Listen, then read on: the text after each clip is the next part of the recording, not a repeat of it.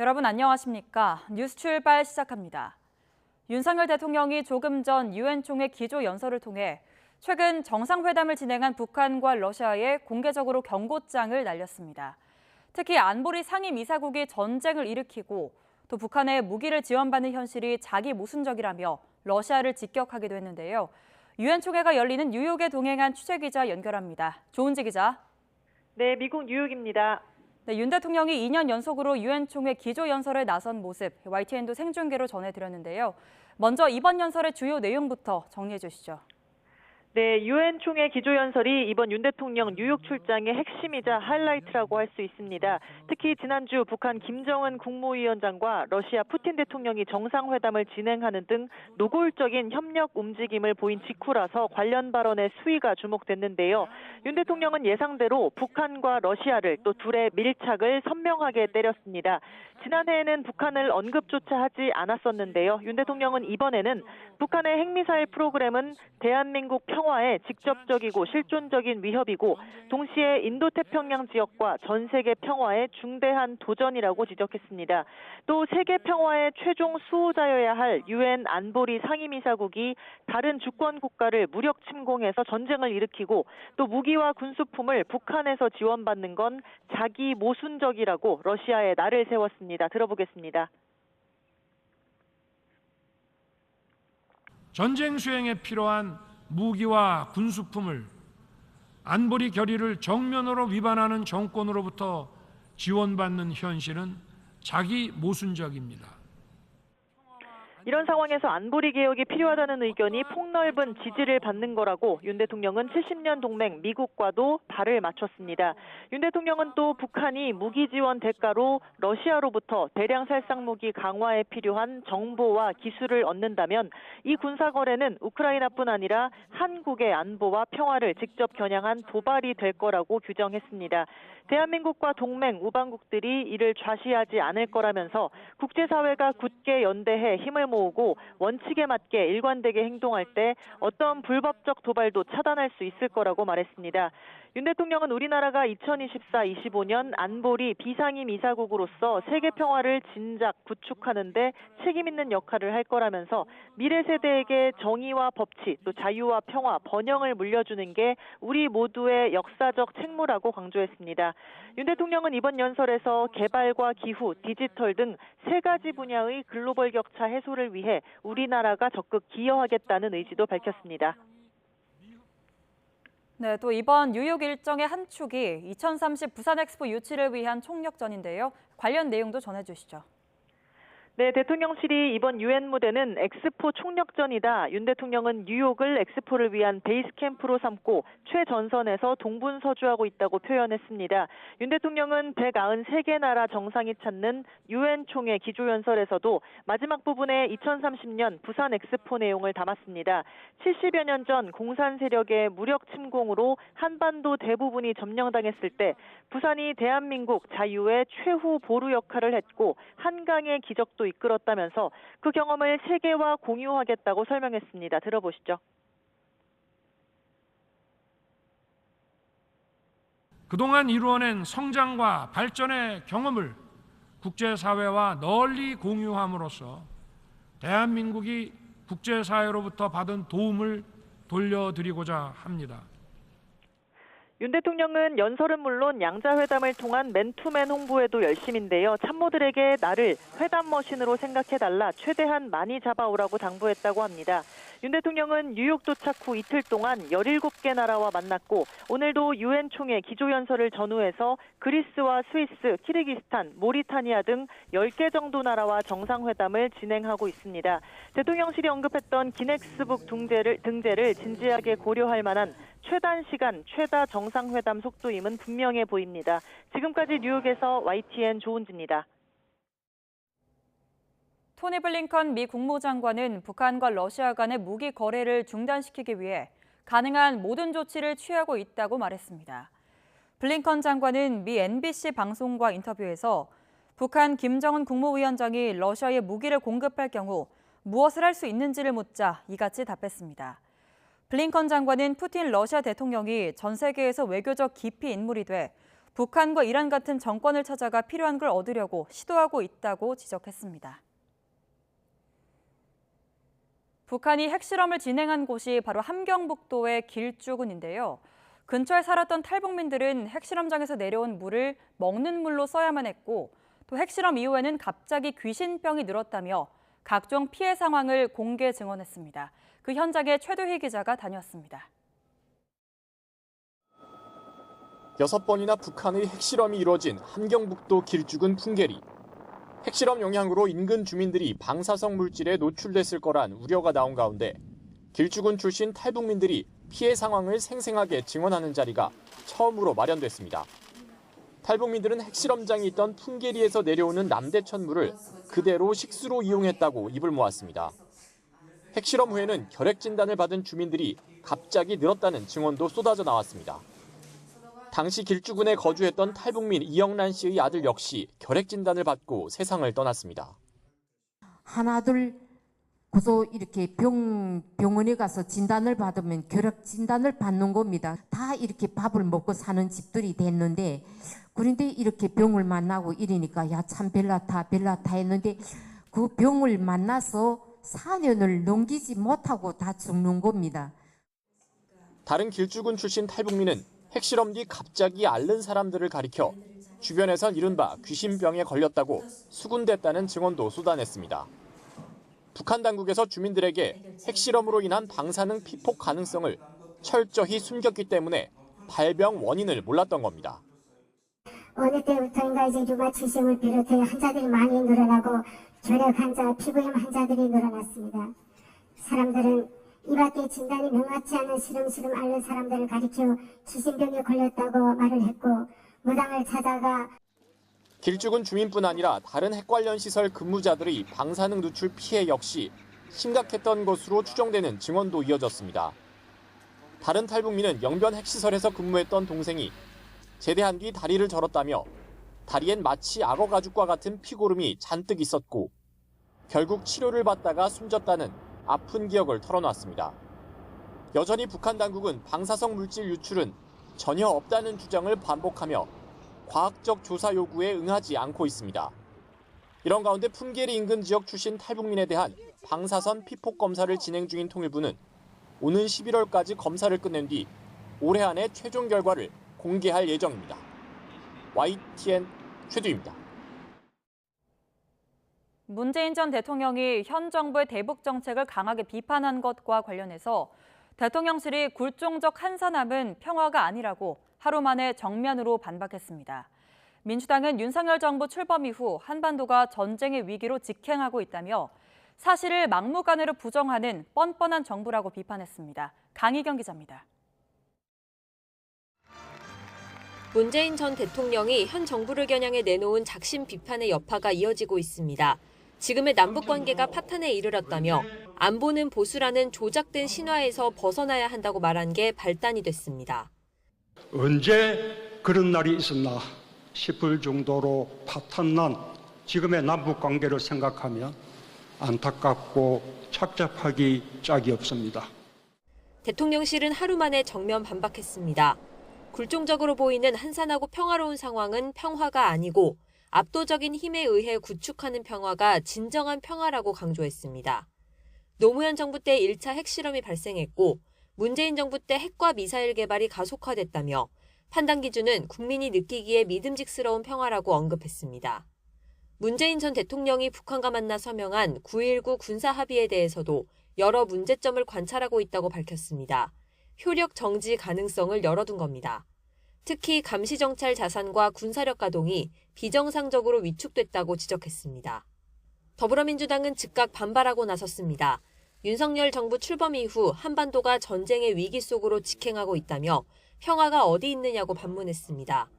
국민이 느끼는 안보 불안도 가짜뉴스라고 할 것이냐면서 사실을 막무가내로 부정하는 뻔뻔한 정부라고 비판했습니다.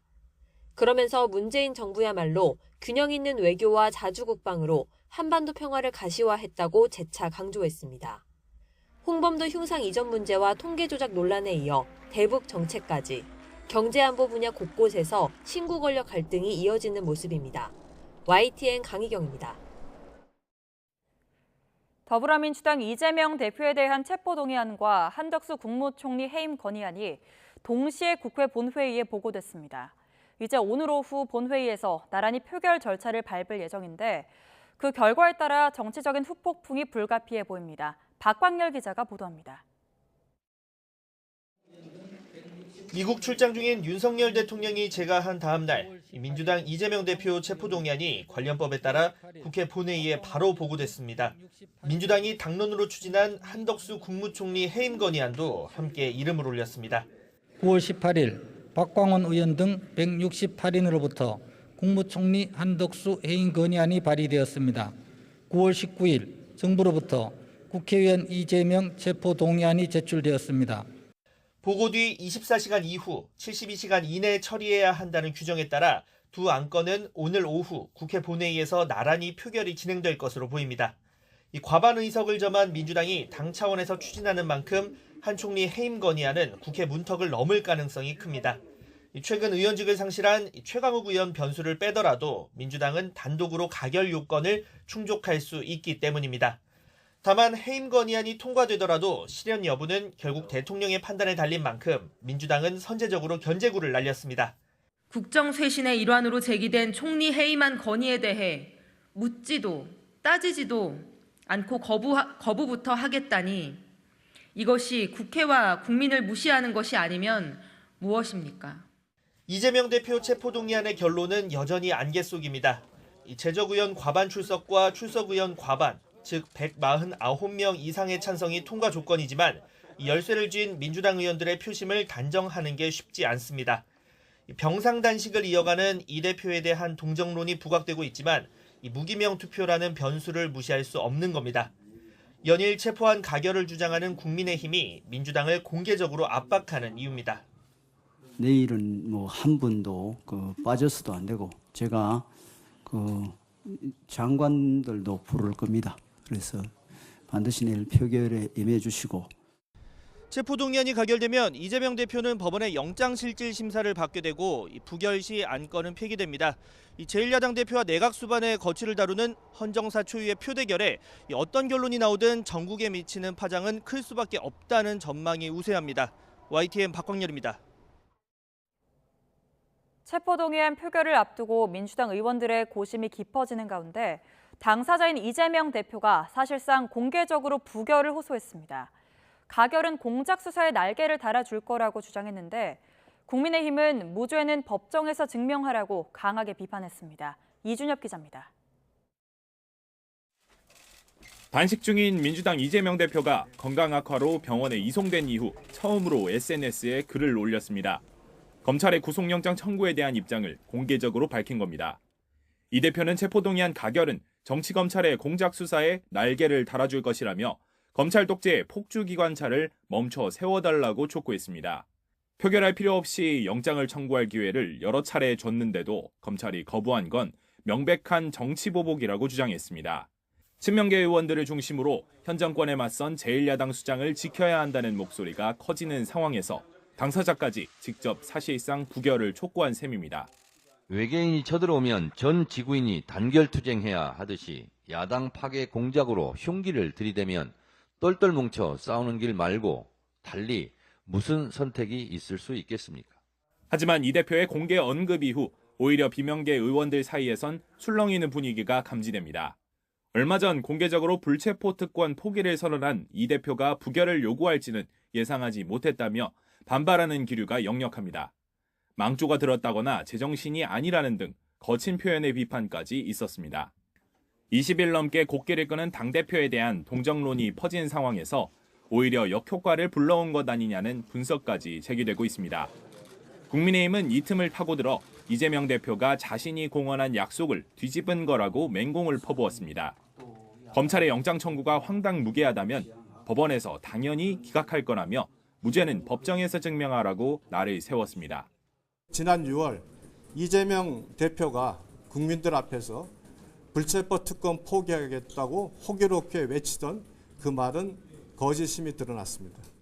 가결이 유력시되는 총리 해임 건의안에 대해서도 민주당이 개인 비리 혐의 수사를 받는 당대표를 지키기 위해 국정에 발목을 잡고 있다고 발끈했습니다.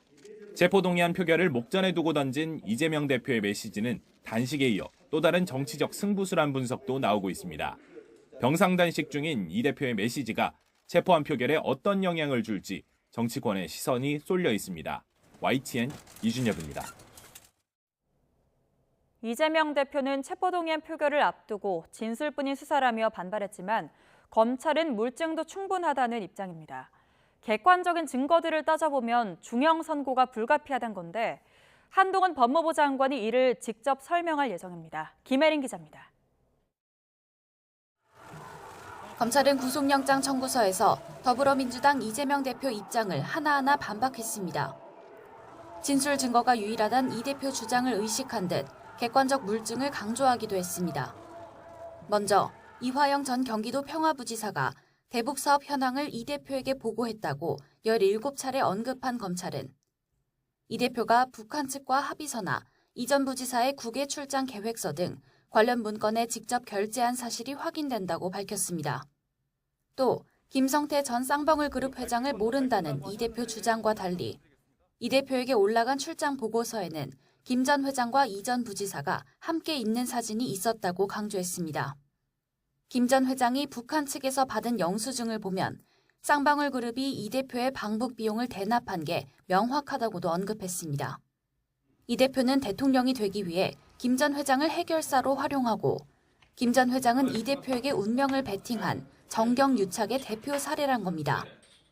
백현동 의혹과 관련해선 2015년 4월 로비스트 김인섭 씨 딸이 결혼할 당시 이 대표와 측근들이 축의금을 내기도 했다며 2010년 김 씨와 관계를 끊어 특혜를 줄 이유가 없었단 이 대표 주장을 반박했습니다.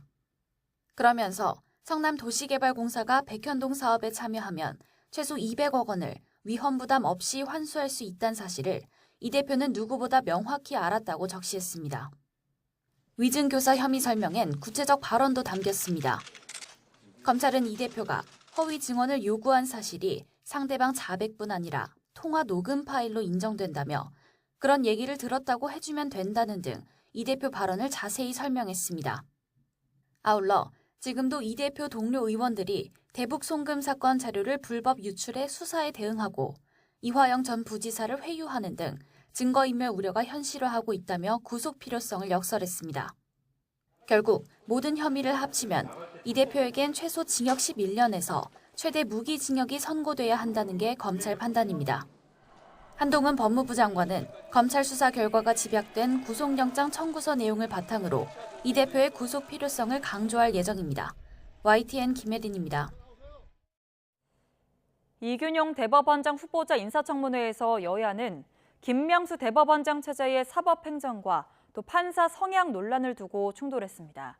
이 후보자는 사법부의 신뢰가 추락한 배경에 재판 지연과 또 판사 성향 논란이 있다고 답하며 일부 문제가 해결되기 위해서는 법원 조직 정비가 필요하다고 언급했습니다. 최민기 기자가 보도합니다. 이균용 후보자의 이틀째 인사청문회에서는 김명수 대법원장 체제에 대한 여야 공방이 이어졌습니다. 국민의힘은 김명수 원장 체제의 사법행정을 겨냥해 편향적으로 운영됐다고 포문을 열었습니다. 상향식으로 행정을 하겠다고 했지만 결국은 그것도 편향된 의견들이 올라오고 있습니다. 과연 지금처럼 이 재판 지연 사태가 생겼을 때 누가 책임져야 되는 건지가 불분명해진 측면이 있습니다.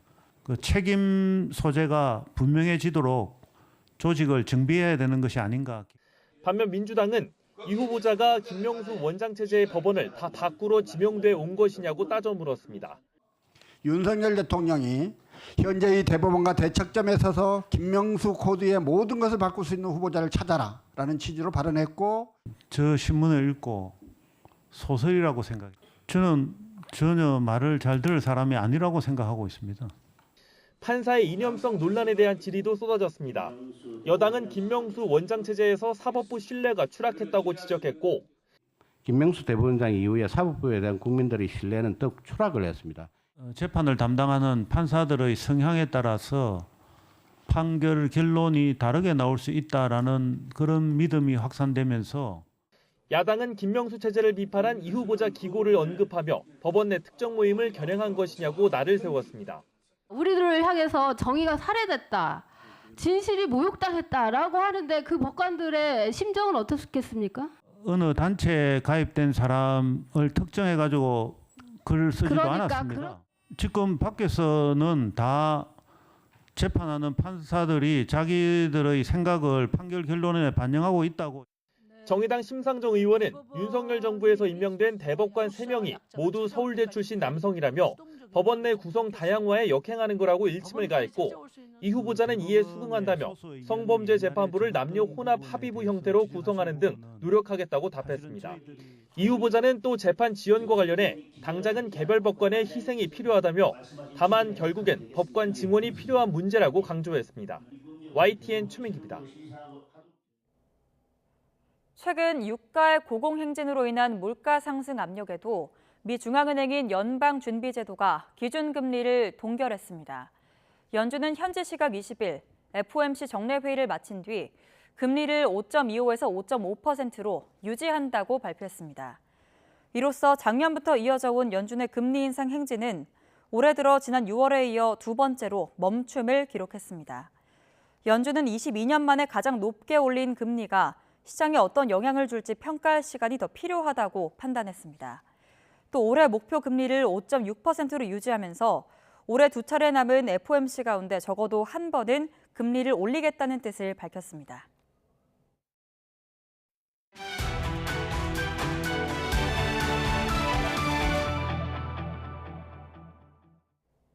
밤사이 영동과 충청 이남 지방에는 시간당 30에서 60mm의 가을 호우가 쏟아지겠습니다. 지난 주말에 가을 장마 피해를 본 남해안에는 150mm가 넘는 큰 비가 예상돼 산사태와 하천 범람에 주의가 필요하겠습니다. 정혜윤 기자입니다. 앞이 잘 보이지 않을 정도로 시야가 흐려진 서해안도로. 안개가 자욱한 가운데 장대비가 쏟아지며 차들도 전조등을 켜고 이동합니다. 서해대교 부근은 화면이 크게 흔들릴 정도로 바람이 강하게 불고 있습니다. 저기압에 동반한 강한 비구름이 유입되며 서해안과 일부 내륙에는 호우특보와 강풍특보가 동시에 내려졌습니다. 밤사이에는 서해안에 이어 영동과 남부 내륙으로 강한 비바람이 확대할 전망입니다. 저기압의 영향으로 충청권과 남부지방, 동해안을 중심으로 매우 강하고 많은 비가 오겠고 21일 새벽 서쪽부터 점차 그치겠습니다. 부산과 경남 남해안에 최고 150mm가 넘는 큰 비가 내리겠고 지리산 부근과 경북 동해안, 울산, 충남에도 120mm의 많은 비가 예상됩니다. 영동 남부와 그 밖의 남부지방에 최고 100mm, 서울 등 수도권에는 10에서 80mm의 비가 내리겠습니다. 밤사이 충청과 남부 일부 지역에는 돌풍과 벼락을 동반한 시간당 30에서 60mm의 국지성 호우가 쏟아지겠습니다. 기상청은 밤사이 저지대 침수와 산사태 등 비 피해 대비와 함께 하천변과 해안가 출입을 자제하는 등 안전사고에도 각별히 주의해달라고 당부했습니다. YTN 정혜윤입니다. 부산 온천천에서 폭우로 물이 불어나면서 신원이 확인되지 않은 여성이 실종됐습니다. 목격자들은 이 여성이 기둥을 20분가량 붙잡고 힘겹게 버티고 있었는데 구조대가 도착한 뒤에 떠내려갔다고 말했습니다. 김종호 기자가 보도합니다.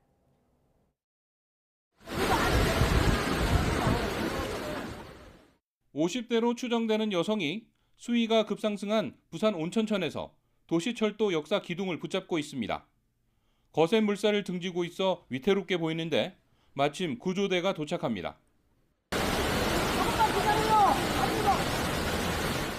하지만 기둥을 잡고 있던 손을 놓치며 물살을 따라 순식간에 떠내려갑니다. 아줌마가 매달렸으니까 아줌마 힘내세요 막 그러는데 아줌마 기운이 빠지니까 물살이 세니까 놓쳐버려갖고 떠내려갔어요. 20분을 매달렸는데. 소방관들이 물에 잠긴 산책로로 내려가 수색 작업을 벌입니다. 온천천은 수영강으로 이어지고 다시 바다와 만나게 되면서 수색 구간이 5km가 넘습니다. 소방과 경찰뿐만 아니라 구청에서도 인력이 동원됐지만 비가 계속 내리면서 유속이 빨라져 수색에 어려움을 겪었습니다. 해경까지 수색에 합세했는데 아직 사라진 여성을 발견했다는 소식은 전해지지 않았습니다. 부산시는 호우주의보가 내려지면서 시차를 두고 하천 옆 산책로를 통제했는데 금정구 지역 온천천의 경우 오후 5시 반쯤 통제 조치했다고 설명했습니다. 사라진 여성이 온천천 산책로로 내려간 게 통제 전인지 후인지도 아직 확인되지 않고 있습니다.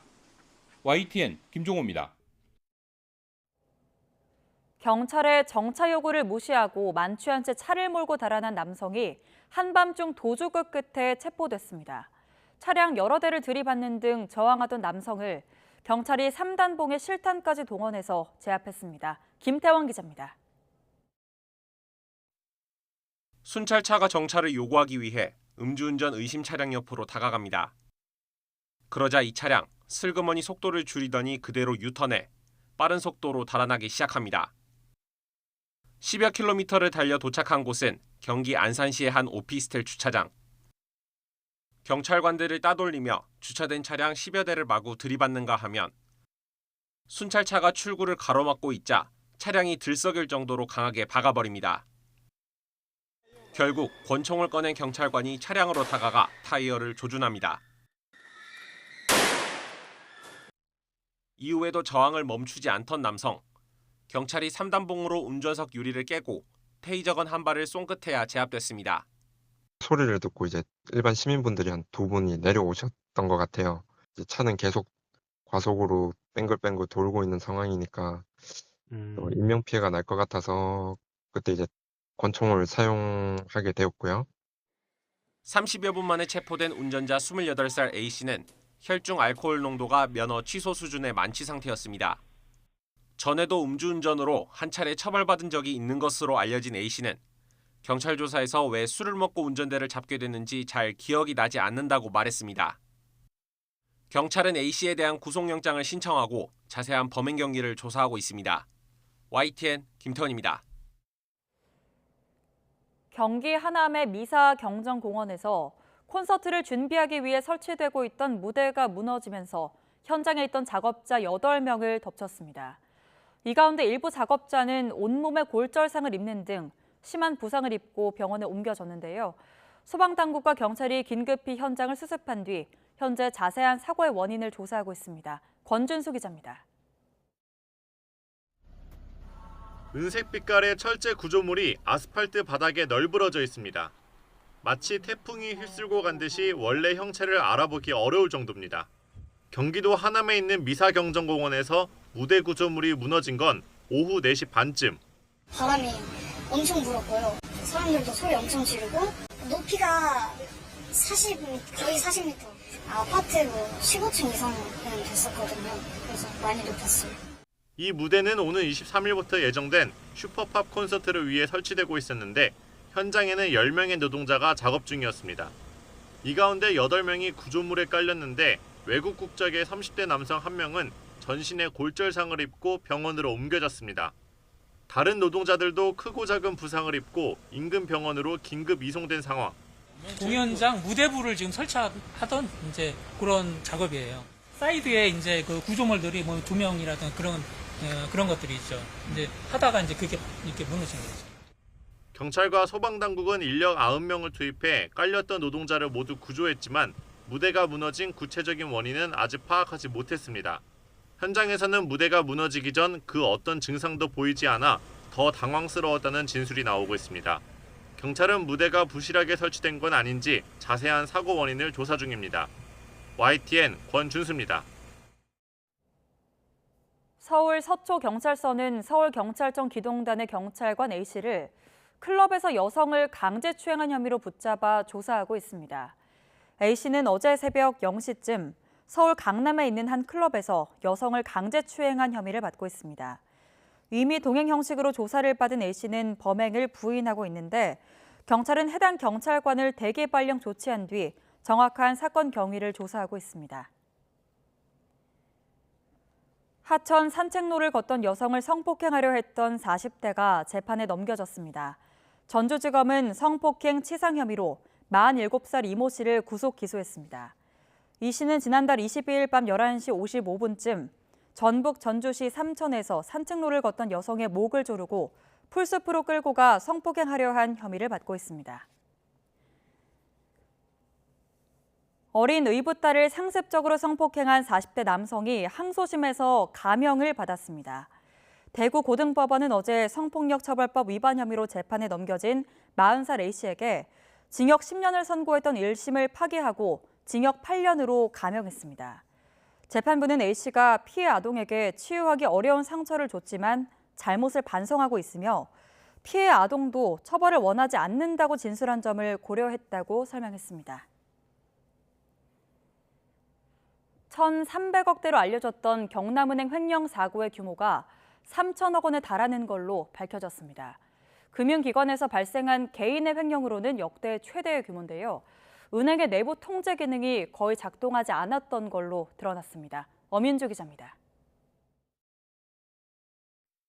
앞서 지난 8일 검찰은 1,300억 원대 회사 돈을 빼돌린 혐의로 경남은행 투자금융부장 이모 씨를 구속 상태로 재판에 넘겼습니다. 하지만 금감원이 긴급 현장 검사를 벌인 결과 횡령 액수는 이보다 2배 이상 많았습니다. 이 씨 본인이 관리하던 17개 PF 사업장에서 이른바 돌려막기를 한 금액까지 포함해 총 2,988억 원을 빼돌린 겁니다. 이 가운데 은행에 순손실을 입힌 금액은 595억 원으로 집계됐습니다. 금융기관에서 발생한 개인 횡령으로 사상 최대 규모입니다. 금감원은 BNK 금융지주와 경남은행의 미흡한 내부 통제가 원인이라고 밝혔습니다. 실제로 BNK 금융지주는 경남은행의 내부 통제와 관련해 서면 점검만 할 뿐 고위험 업무인 PF 대출 취급과 관리에 대해서는 점검을 한 차례도 하지 않은 것으로 드러났습니다.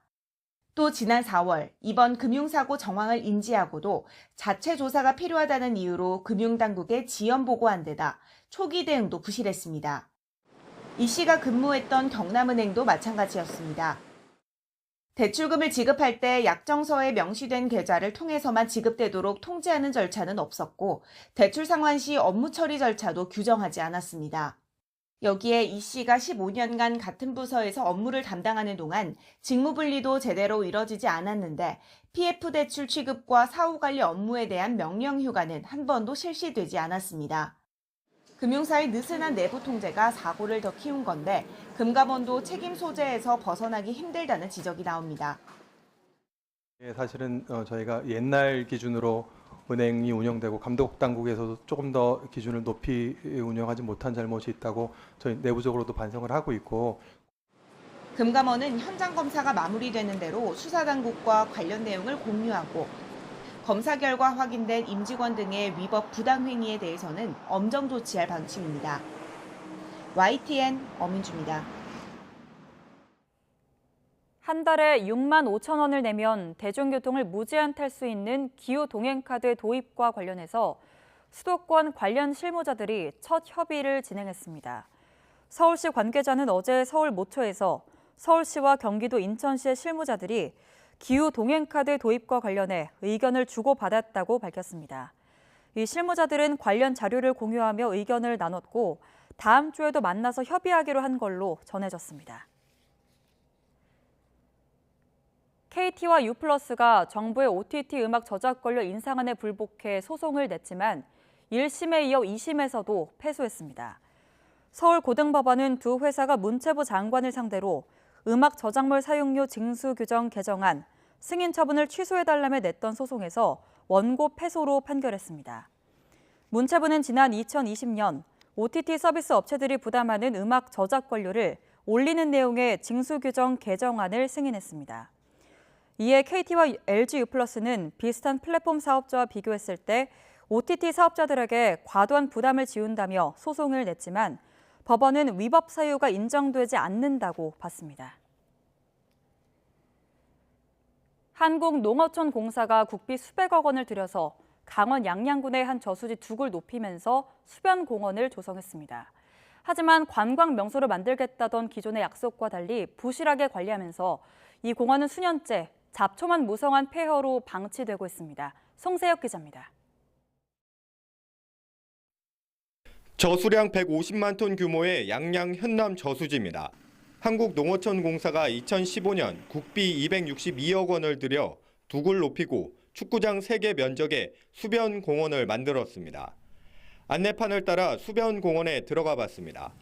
입구부터 어른 키보다 높은 잡초가 무성합니다. 공원은커녕 길조차 찾기 어려울 정도입니다. 이곳은 수변공원 주차장입니다. 하지만 주차된 차는 없고 이렇게 산불 진화 헬기 임시 계류장으로 쓰이고 있습니다.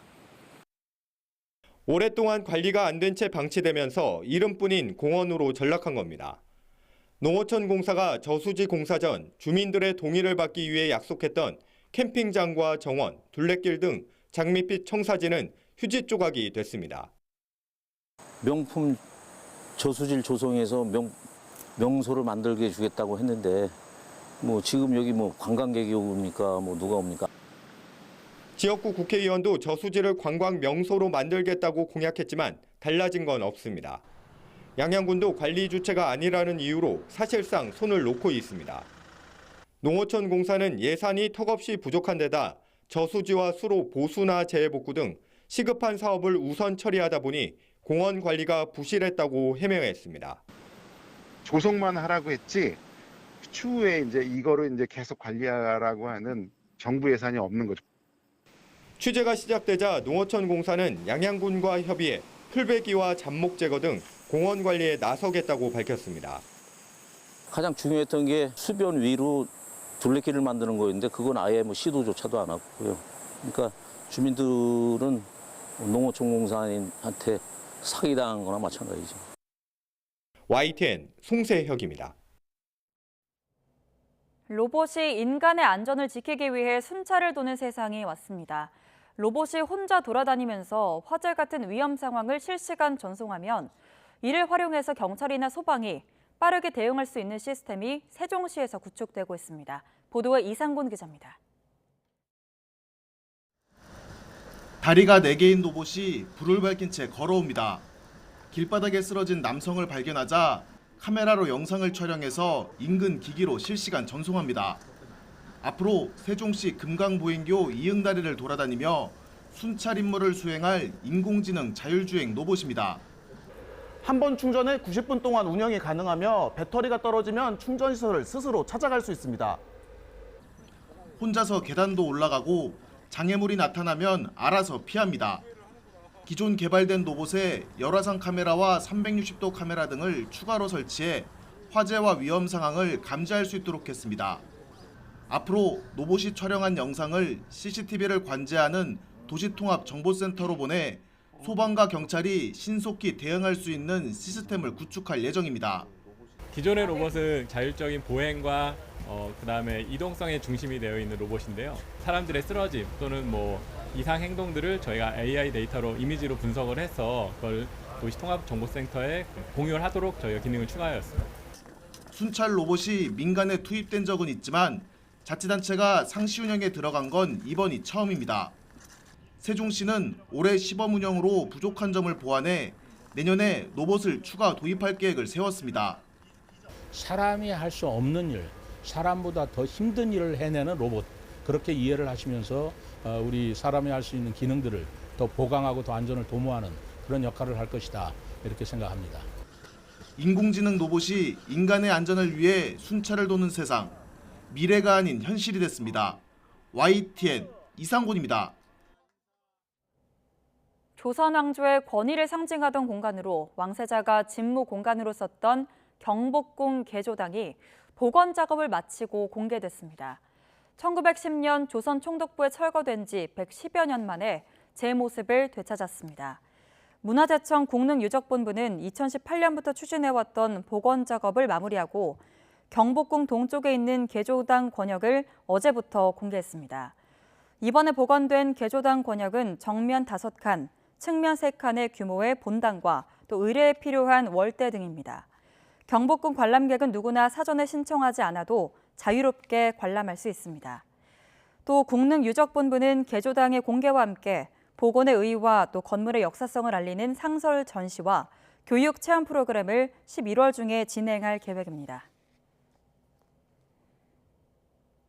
토네이도가 중국 동부의 장쑤성을 강타해 최소 10명이 숨지고 6,800명의 이재민이 나왔습니다. 이례적으로 9월 중하순에 발생하면서 수확철 농작물들의 피해도 컸습니다. 베이징 강정규 특파원이 보도합니다. 시커먼 소용돌이가 도시를 집어삼킵니다.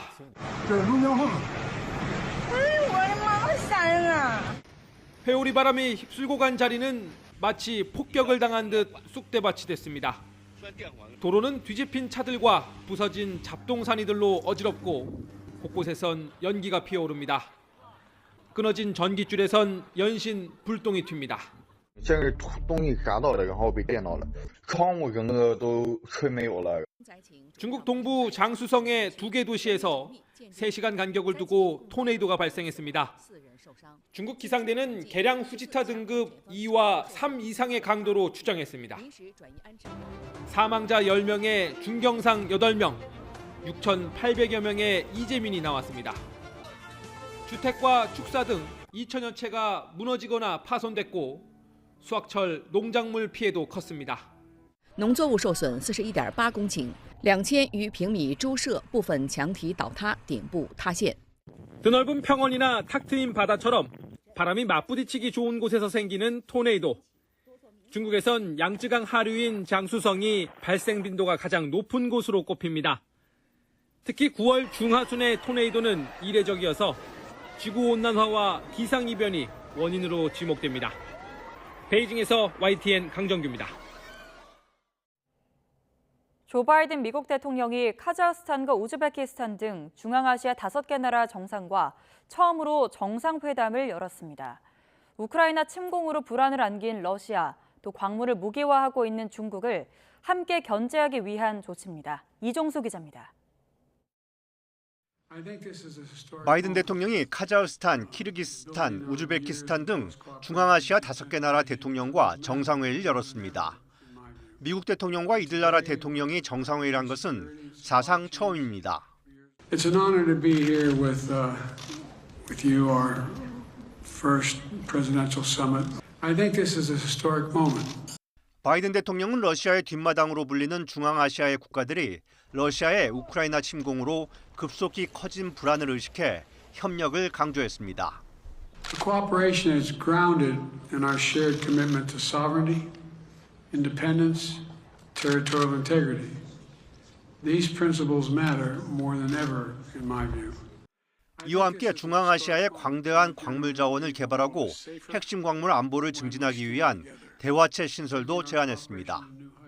We're also discussing the potential for a new critical minerals dialogue to strengthen our energy security and supply chains for years to come.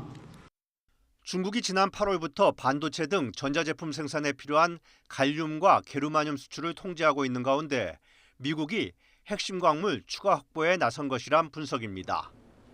시진핑 주석이 직접 정상회담을 열며 거액의 차관과 투자로 경제 의존도를 높이고 있는 중앙아시아의 5개 국가들과 미국은 다음 달 관계장관 회의를 열고 후속 조치를 밟아나갈 것으로 미 백악관은 밝혔습니다. YTN 이종수입니다. 블라디미르 푸틴 러시아 대통령이 다음 달에 중국을 찾아 시진핑 중국 국가주석과 회담합니다.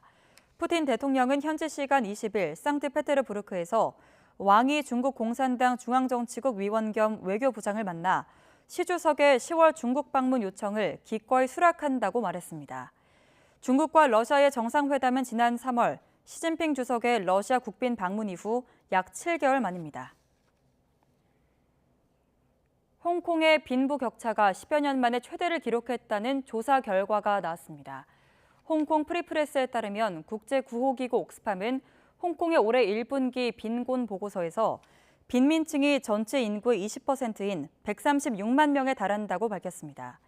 또 보고서에 따르면 홍콩 상위 10% 부자 가구의 소득은 하위 10% 대비 57.7배에 달합니다.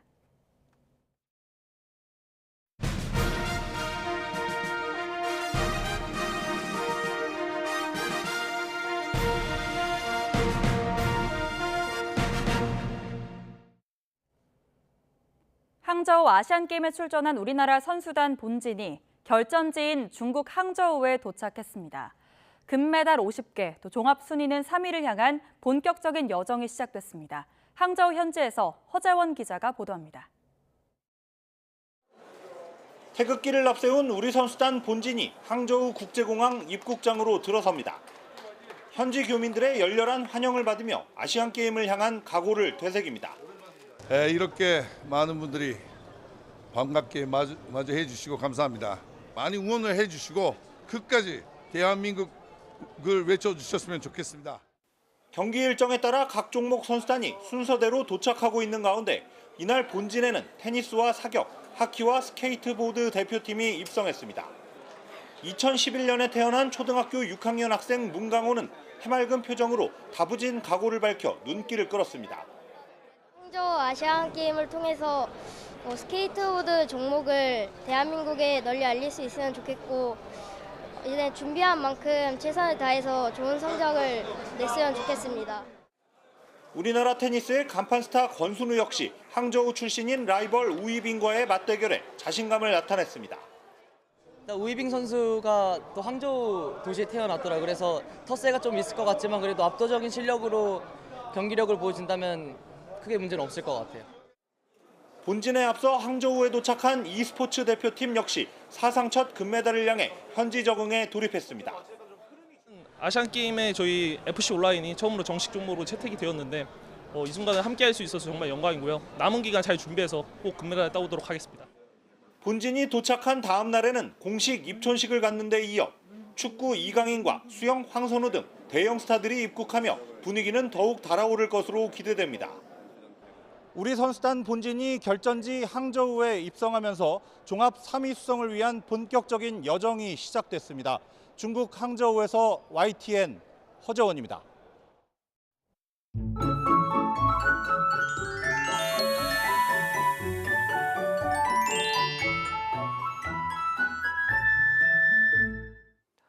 아침까지는 호우 피해에 대비해 주셔야겠습니다. 북서쪽 지역부터 점차 비가 그쳐가고 있지만 아침까지 영동과 충청 이남 곳곳에 돌풍과 벼락을 동반한 시간당 30에서 60mm의 매우 강한 비가 쏟아지겠습니다. 반면 이번 가을비로 늦더위가 누그러졌는데요. 오늘 낮 동안에도 서울 기온이 24도에 머물며 선선하겠습니다. 비는 오후에 대부분 그치겠지만 남해안은 밤까지, 제주도는 내일 아침까지 더 이어지겠고 앞으로 경남 남해안에 150mm 이상, 경북 동해안과 충남에 120mm 이상, 그 밖에 영동과 충청 이남에도 100mm 안팎의 많은 비가 더 내리겠습니다.